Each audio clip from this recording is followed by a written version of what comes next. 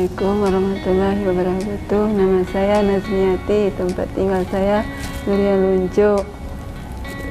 Saudara saya 4. Mbak Nazmi anak dari beberapa? Kan tadi Anak dari pertama. Yang pertama berarti Mbak ya. Oke, Mbak kan Mbak Nazmi luar biasa banget nih. Menang 3 medali emas loh. Luar biasa, kita salut banget. Nah, yang ingin saya tanyakan Mbak, kapan sih mulai pengen jadi atlet? Yang 10 tahun yang lalu diajak kawan. Diajak temen Mbak ya? Iya, diajak teman.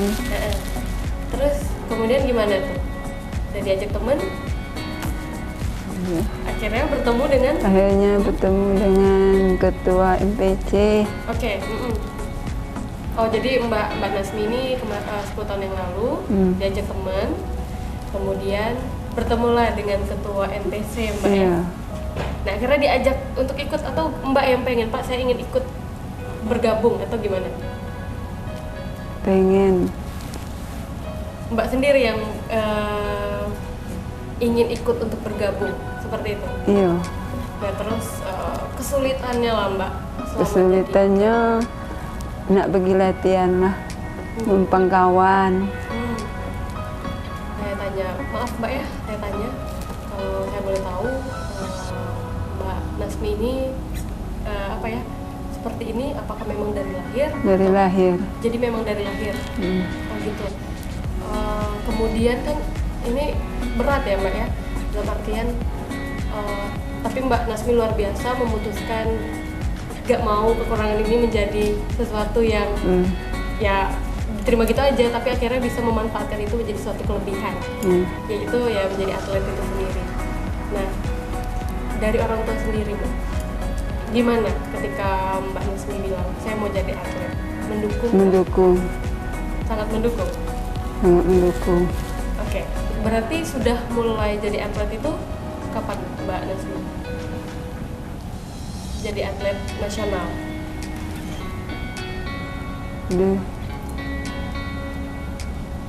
Dari yang pertama kali ya, Riau tuh nolak bola dari ini. 2012. 2012? Iya, dari udah lama 2012. ya? 2012 berarti berapa tuh? 9 tahun yang lalu? 9 tahun. Ya. Iya. Mulai juara itu kapan? Masih ingat gak Mbak? Mulai. Kalau pengalaman pertama udah dapat. Terus? Itu ke Bandung nggak? Ke Bandung baru dapat perunggu. Dapat perunggu. Itu yang pertama kali dapat juara berarti Mbak ya? Iya. Terus gimana lagi? Masih ingat gak? Sudah itu ke Jurnas. Dapat emas. Dapat emas? Itu perdana banget dapat emas berarti ya tahun? Iya.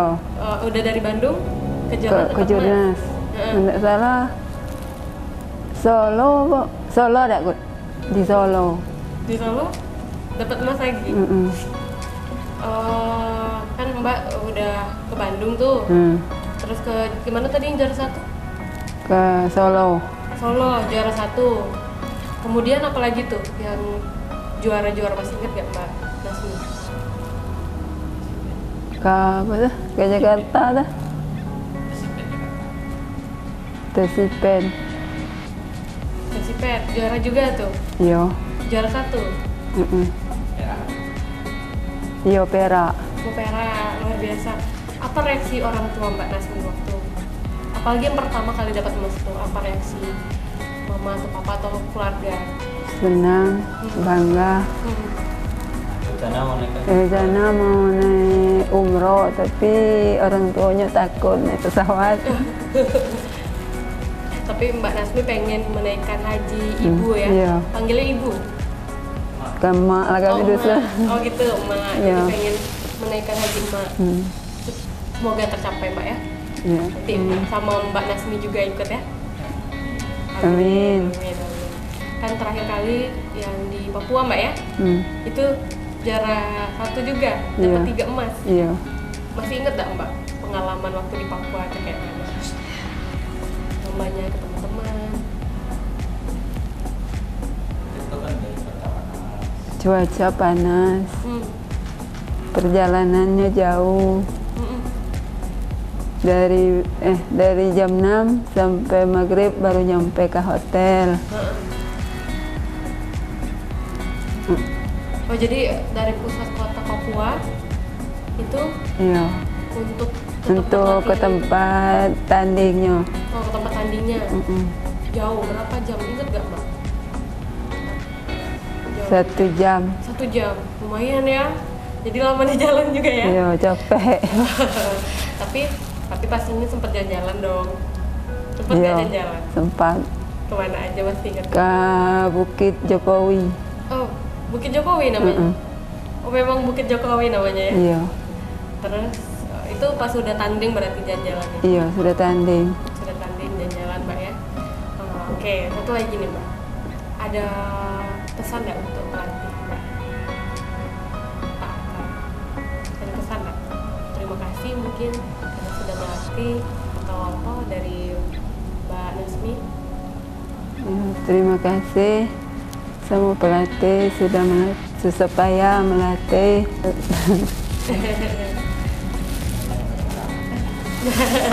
Suka marah ada pelatihnya nih. Ya namanya juga pelatih ya, Mbak, ya. Pasti adalah. Tapi kan untuk kebaikan. Iya, untuk kebaikan. Oke. Ada yang pengen Mbak sampaikan Mbak untuk pemirsa ini? Semangat buat teman-teman yang di luar.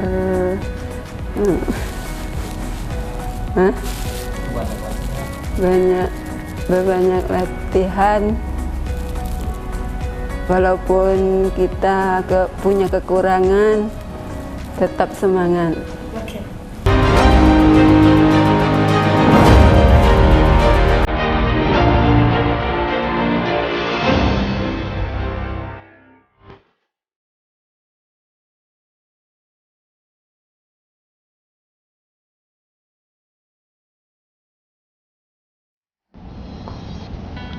Assalamualaikum Pak. Waalaikumsalam warahmatullahi wabarakatuh.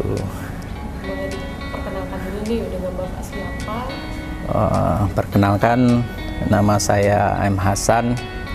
Saya tinggal di Kabupaten Batanghari, tepatnya di Desa Selat, Kecamatan Pemayung. Saya di sini sebagai pelatih daripada NPC, National Paralympic Committee, ya, Provinsi Jambi, Kabupaten Batanghari. Jadi atletnya ada banyak Pak ya? Untuk kita sendiri sih, kalau untuk seluruh atlet di Batanghari itu kita punya 180-an, tergabung antara atlet junior dan atlet senior. Namun untuk yang lolos ke Papua itu kebetulan atletnya atlet senior, kurang lebih ada dari atletik itu ada 15 orang putra dan putri. Kan yang salah satu yang kita angkat kisahnya ini Mbak Nasmi. Ya, Nasmi, betul. Nah, mungkin Bapak boleh menceritakan sedikit awal mulanya Mbak Nasmi itu bergabung dengan NPC itu gimana sih Pak? Ya, untuk Nazmiyati ini sebenarnya atlet kita yang luar biasa. Untuk waktu dia bergabung itu tanggalnya saya lupa, tapi kurun waktu kita 10 tahun yang lalu dia diperkenalkan di NPC. Kita melihat dia juga orangnya bukan orang rumahan, kayaknya orang penggerak. Jadi di situ kita termotivasi untuk Nazmiyati ini untuk bisa bergabung di atletik. Kita melihat, kita menerawang, kita membaca daripada struktur ataupun motorik dari Nazmiyati ini bisa dijadikan atlet yang berprestasi. Dia juga punya kemauan yang keras, punya semangat, ya, punya motivasi, sehingga dasarnya dari itu kita buat dia program-program yang tentunya programnya khusus untuk dia sendiri, karena program itu masing-masing atlet itu beda sesuai dengan nomor dan klasifikasinya gitu. Pak, kalau saya boleh tahu Pak, cara NPC ini gimana sih Pak dalam merekrut atlet-atletnya kalau boleh tahu Pak? Ya, Untuk NPC, pertama kitanya sistemnya dulu sebelum NPC ini bisa berkembang seperti ini, dulu kita sebelum dikenal, sebelum terjalin komunikasi baik dengan pemerintah, dulu saya masih ingat itu sistem nasi ibat. Artinya nasi ibat itu nasi daun, artinya kalau kita mau latihan itu bawa nasi ya pakai daun untuk makan di lapangan mungkin. Nah, dalam proses pencarian bibit atlet, kita sistemnya tetap kita masuk ke daerah, ya kita komunikasi teman-teman yang di daerah mencari atlet, kemudian yang agak susah itu kita komunikasi dengan orang tua. Kadang orang tua kadang tidak mau melepaskan anaknya dengan kita, mungkin saat itu mungkin kepercayaan sama pengurus itu belum muncul. Ya itulah, kadang berhasil, kadang hasilnya negatif. Gitu. Tapi Mbak Nasmi gimana waktu yang ingin bergabung, Mbak Nasmi atau Bapak Emilia atau gimana tuh? Kalau khusus Nazmiati ini kita dikenalkan oleh temannya bilang ada temannya lagi yang datang, diundang untuk datang, kemudian pas waktu itu ada ketua, ada pengurus lain, Najminya datang. Dari situ kita bisa mengenal, bisa merekrut Nazmiati ini untuk bergabung. Tapi memang Mbak Nasmi ingin bergabung Pak ya? Ya, dari situ kita bisa baca keinginan dan motivasi Najmi ini waktu itu luar biasa. Keinginan bergabung, semangatnya ingin bergabung itu cukup tinggi. Pak, kan tadi Bapak juga sampaikan ada orang tua yang mengizinkan, ada yang enggak. Mbak Nasmi gimana waktu? Pada saat itu kita belum kontak langsung dengan orang tua, karena Najminya yang langsung datang waktu itu, istilahnya memperkenalkan diri ingin bergabung. Setelah itu baru kita jalin komunikasi. Waktu itu melalui orang kedua, artinya temannya tadi, informasi dari teman itu keluarganya sangat mendukung, bahkan menitipkan anaknya ini untuk kita latih, kita didik, kira-kira seperti itu. Tentang perjalanan dari awal sekali Mbak Nasmi bergabung dengan NPC itu gimana Pak? Kesulitan beliau, mungkin tadi beliau belum menyampaikan secara seutuhnya kesulitan itu mungkin Bapak ya sebagai pelatih. Ya, pertama sekali karena Nazmi ini ya kita bentuk di olahraga, kita bentuk dari nol. Artinya sebelum bergabung dia belum ada dasar-dasar apalagi untuk olahraga. Ya, susah untuk menjalin komunikasi di lapangan. Terutama untuk Nazmiati ini, maaf ngomong, nyambungnya lambat, kadang sudah menangkap kemudian cepat hilangnya. Jadi kalau kita berikan latihan-latihan itu lambat nangkap, kemudian setelah bisa cepat juga hilangnya, itu yang agak susah. Sehingga kita kadang dari pelatih ini perlu bantuan dari komunikasi dari kawan-kawannya, sama-sama latihan untuk menjelaskan program, untuk menjelaskan materi, untuk menjelaskan teknik. Itu kalau untuk di lapangan. Kemudian kalau untuk sehari-hari kadang kita bukan keluh kesal, tapi kadang dia sering gurau-gurau dengan teman-temannya. Kadang Nazmiati ini kalau baru pertama gabung itu orangnya pendiam, malu-malu, kadang bergurau, dia sering nangis-nangis, padahal dia kan sama teman-temannya, sama kelas-kelasnya, sama jenis-jenisnya, mungkin agak ada di antaranya, mungkin ada yang berguraunya kelewat batas, tersinggung dan lain sebagainya. Itu pasti tantangan lebih ekstra lah Pak ya. Dan ini salut juga terhadap pelatih yang ya itu tadi pasti tantangannya lebih ekstra, tapi bisa mampu untuk menjadi membentuk atlet-atlet yang luar biasa. Ya, kalau saya boleh cerita, saya diajak bergabung itu pada tahun 2007 akhir ya. Ketika saya menyelesaikan diploma 3 di Porkes Unja, saya diminta bergabung sama pengurus, dan waktu itu juga atletnya juga belum terlalu banyak. Kemudian saya yang jadi kendala saya waktu itu tempat latihan sama rumah saya juga agak jauh, sekitar 1 jam perjalanan. Tapi saya komunikasi dengan orang tua sangat mendukung, terima tawaran itu untuk bergabung, ya, karena ilmu yang orang tua berpesan gini, karena ilmu yang kamu miliki itu titipan Allah, alangkah baiknya ilmu itu kamu sebarkan, kamu kasih ke orang yang lebih membutuhkan. Contohnya tadi sudah minta bergabung NMPC untuk melatih, silakan, jangan ditolak, ya.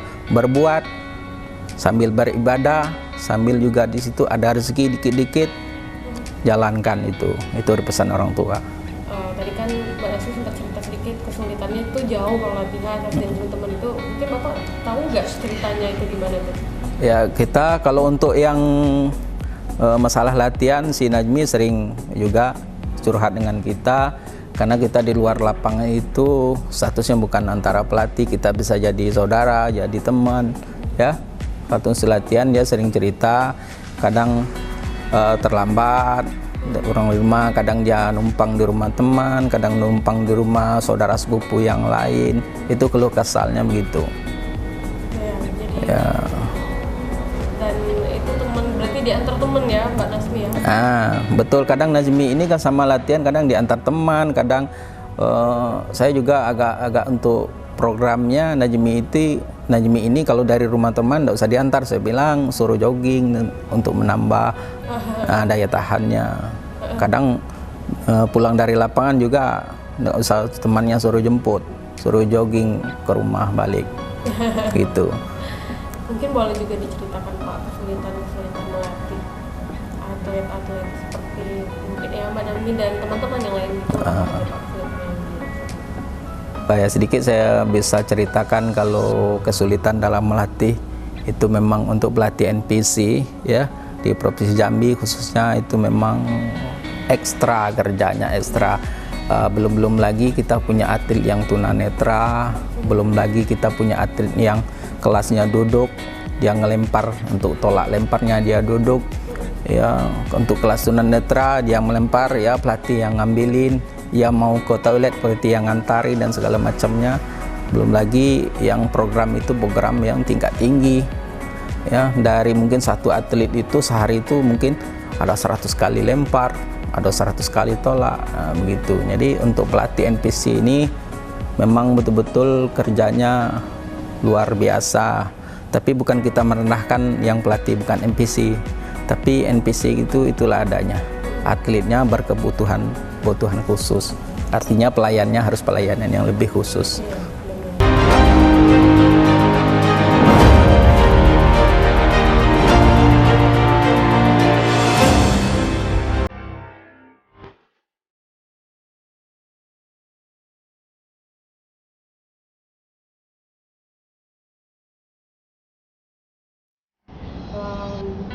Berarti kan pendekatannya pun juga berbeda Pak ya? Betul, ya. Harus benar dia apa ya? Punya acara tersendiri lah. Nah, contohnya seperti Mbak Nasmi ini mungkin ada apa ya, cara pendekatan yang berbeda dari Bapak kepada salah satu misalkan Mbak Nasmi. Ya, kalau untuk masing-masing itu kita punya jurus masing-masing, karena kita tahu atlet ini satu ini tipenya seperti ini, atlet yang lain tipenya seperti itu. Jadi kita harus punya jurus khusus. Kalau untuk Najmi ini kita kalau dia ada masalah kita selalu panggil, komunikasi berdua di luar lapangan, dan kemudian juga untuk Najmi ini kalau sifatnya pribadi, yang kebetulan ketua yang sekarang ini yang untuk Kabupaten Batanghari itu adalah cewek, wanita, mungkin untuk curhat masalah pribadi dia curhatnya dengan ketua. Tapi kalau untuk masalah lapangan dia biasanya selalu curhatnya dengan pelatih. Pelatih itu harus menampung apapun keluh kesal pada atlet. Ya, nanti baru dicari solusi penyelesaiannya begitu. Oke, jadi punya pendekatan berbeda-beda. Gitu. Karena atlet itu beda. Mbak Nasmi ini kan termasuk yang senior ya. Boleh Betul. Pak diceritakan penghargaan atau yang sudah diraih apa aja sih yang sudah Mbak Nazmi ini raih Pak, prestasi-prestasi? Untuk prestasi tadi Najmi juga ceritakan, pertama dia ikut event nasional itu di kalau kita bilang tuh dia Peparnas Riau. Peparnas Riau dia belum berhasil, kemudian kembali ke daerah tetap latihan. Yang satu yang kita salut sama Nazmiyati ini, ada juga kawan-kawan yang lain, latihan mandirinya juga luar biasa. Kadang latihan di rumahnya dia selalu mengirim foto, video, latihan mandiri luar biasa. Seperti sekarang ini kita tidak ada event, dia tetap latihan minimal untuk menjaga kondisi. Kemudian kita di Bandung, Peparnas Bandung, alhamdulillah Najmi ini sudah bisa berprestasi. Kemudian setelah itu ada tes event di Jakarta, udah bisa lagi dapat medali emas. Kemudian ke Jurnas Solo dapat medali emas. Dan ini yang ke Jurnas yang Peparnas Papua ini yang persiapan yang cukup bagus, yang luar biasa, yang prestasinya juga luar biasa, begitu. Mendapatkan 3 emas Pak. Mendapatkan 3 medali emas. Itu apa aja tuh Pak 3 medali emas itu? Untuk Najmi ini kita kan ada 2 nomor nih, 2 nomor file dan track. File itu artinya nomor track itu nomor lari, file itu nomor lapangan. Najmi ini ngambil 3 nomor. 2 nomor di track, artinya ada lari 200 dan lari 400. Kemudian di fieldnya ada dia lempar lembing. Nah, alhamdulillah ketiga-tiganya itu berhasil. Di finish di juara 1, medali emas. Sangat harus diapresiasi sekali Pak ya. Apresiasi sekali. Saya mendapat berita kemarin ketika dia pulang itu ada sambutan di kampungnya sana. Dia di dunia apa namanya sekarang, di dunia medsos sudah mulai terkenal sekarang. Di dusunnya tidak ada lah tahu lagi sekarang Najmi itu semuanya sudah tahu. Saya bilang, saya lihat di video kemarin dia diarak di dusunnya, saya yang pelatihnya tidak diundang. Mungkin nanti bisa kita lihat videonya Pak ya. Bisa ya. Oke Pak, ini pertanyaannya mungkin lebih personal Pak, terhadap Mbak Nazminya ya. Pernah nggak Mbak Nazmi mungkin curhat ke Bapak, Pak saya nggak kuat nih Pak, mungkin apalagi di awal-awal kan perjuangannya kan sulit tuh. Iya, betul. Pak saya kayaknya nggak bisa lanjut gitu, pernah nggak sih Mbak Nazmi? Nah, kalau bukan Nazmi aja, semua atlet itu pernah mengungkapkan keluh kesah, lagi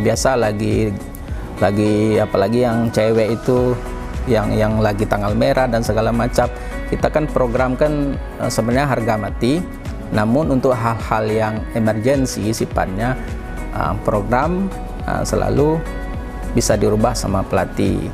Jadi mungkin saat itu mungkin program yang dilatihan mungkin agak ringan. Seperti itu. Jadi pernah Pak ya, Mbak Nazmi juga pernah cerita? Pernah. Tapi yang bentuknya yang berkaitan dengan di lapangan, berkaitan dengan. Tapi kalau untuk yang pribadi nggak ada seperti itu. Mbak Nazmi kan sudah hampir 9 tahun ya? Ya, hampir 10 tahun ya. 10 tahun. Perjalanan bersama nih dengan Bapak selaku pelatih, apa yang paling diingat momen bersama lah, bukan bersama dalam tanda kutip pelatih dan atletnya gitu, nggak pernah dilupakan gitu. Kalau momen itu kadang yang tak pernah lupakan, kadang seperti ini ketika dia mungkin mendapatkan medali. Yang pertama itu dicari pelatihnya, kemudian pelatihnya itu suka makan apa gitu. Kadang sering saya belikan, kalau saya suka makan pempek. Ketika dia berhasil, ya misalnya hari ini dia juara, kalau kita di daerah malam itu langsung dicarikannya pempek. Itu kadang tuh dikasih sama pelatih. Langsung dibeliin pempek. Langsung dibeliin pempek. Itu Mbak Nazmi ya? Najmi kadang kawan-kawannya yang lain juga. Gitu. Karena dia tahu pelatihnya itu suka sama pempek. Kadang kita tidak tahu mereka sumbernya duitnya dari mana, kita nggak tahu. Belum pulang ke kampung, masih di daerah itu event, masih di tempat kita bertanding, itu dia spontan. Kadang tuh dia langsung. Kalau enggak sekarang kan bisa dipesan kan. Nah, gitu. Berarti waktu di Papua gimana tuh Pak? Kalau di Papua itu tadi kita keterbatasan di sana. Kita juga keluar malam nggak bisa karena kita takut. Kita di sana sehari-hari kalau tidak di lapangan ya di hotel. nggak keluar kemana-mana. Maksudnya pas kan biasanya kalau menang beli pempek. Nah waktu di Papua di Ya, pempek juga kalau ya? di Papua kita harus menahan diri lah. Oh gitu. Jadi pas balik ke Jambi Pak ya, pempeknya ya. Gitu ya. Gitu. Oke. Mungkin ada pesan untuk Mbak Najmi yang Bapak pengen sampaikan. Ya baik, untuk pesan untuk Najmi, akhir-hari ini kan sudah kami bilang sudah jadi seleb nih, sering diceritakan, sering muncul di media sos. Nah ini biasanya ini menghambat daripada prestasi. Nah ini harus betul-betul untuk Nazmiati jangan terlena, apalagi dengan bonus. Ya biasanya yang memutus karir itu bonus.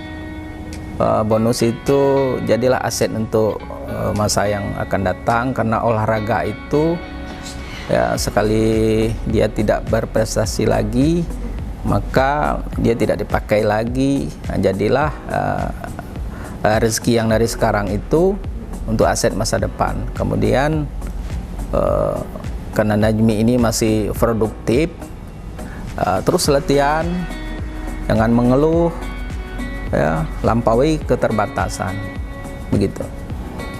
Mungkin ada juga pesan untuk teman-teman yang di luar sana yang maaf kata disabilitas, Pak, ada nggak pesan dari pelatih untuk sini?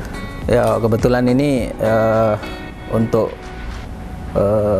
kawan-kawan atau adik-adik di luar sana yang memiliki keterbatasan dalam hal keterbatasan fisik, ya jangan mengeluh, jangan dihitung apa yang hilang dari Anda, dari badannya. Hitung apa yang bisa diambil, karena Tuhan punya rencana, karena di balik kekurangan pasti ada kelebihan, ya. Mudah-mudahan ini juga ditonton sama ada lagi di sekitar tempat itu yang orang tuanya belum mengizinkan, namun anaknya saya lihat itu bisa prestasi kalau di olahraga, ya. Tapi orang tuanya ada 1-2 itu yang belum mengizinkan. Mudah-mudahan tayang ini bisa dilihat, kemudian memacu dia untuk tidak, istilahnya tidak mengklaim anaknya, ya, anaknya itu punya potensi seperti itu. Oke, jadi pesan dari Bapak tetap semangat ya. Tetap semangat.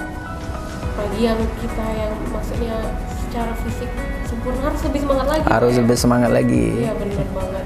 Oke Pak, terima kasih banyak. Kembali. Kembali kasih, terima kasih. Amin amin amin. MPNC Jambi bisa mendapatkan prestasi yang lebih lah dari.